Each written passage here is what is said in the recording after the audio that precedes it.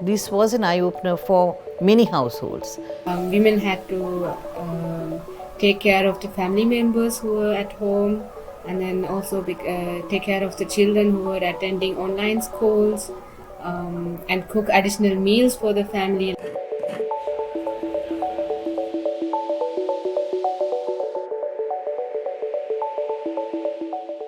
In 2020, job and income loss was at an all-time high, and the burden of care work in the home skyrocketed. The dynamics changed, both in households and workplaces. Traditional roles and responsibilities shifted, challenging age-old gender roles and expectations.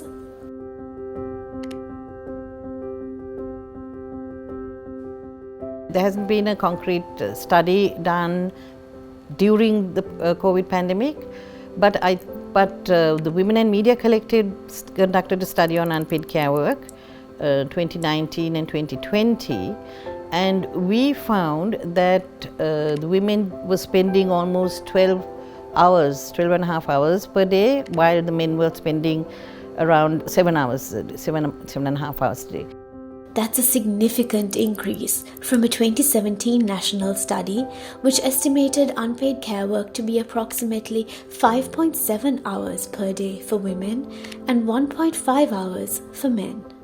A lot of the social support systems, social and economic support systems that could not function during the lockdowns contributed to this. Women had more challenge and difficulties in balancing the work life and the family life, because both were falling under one umbrella, in one area. But on the other hand, we can also see that work are being shared among men and women in some areas where the social transformation has taken place already. There had been in some households relatively more engagement of men in taking on some of the care work.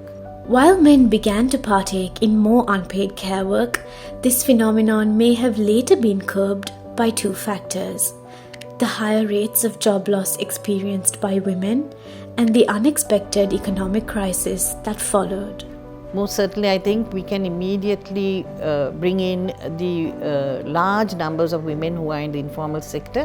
What we could observe is also, particularly when it comes to SMEs, small medium enterprises, women were employed in the production units. So when they have to reduce the productivity, there is no other option. It's the women who have to lose the job. After that, from the COVID, we just moved back to the economic crisis. We moved on to the economic crisis situation.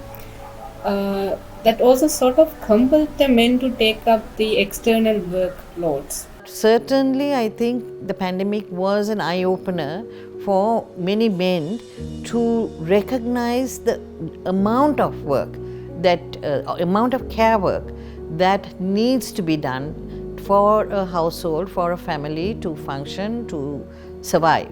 But I think it's something that we can build on, because we need to also look at other factors. For example, parental leave. We can have different kinds of, including in children's education, in the fact that a household is run by everybody's contribution. As more research is conducted on unpaid care work, social and policy interventions are explored, and as women begin to leverage digital means to boost their incomes, there is hope that the pandemic will leave a ripple effect on society. In the long run, however, did the pandemic leave a lasting impact on gender roles? There was a change in the gender role of men, but for women, I don't think any particular change happened in terms of their gender role. It's difficult to say whether the COVID pandemic and the lockdowns changed gender roles forever. I think it's something that needs both social and policy interventions. It has been a kind of a journey in understanding relationships and obligations within the household.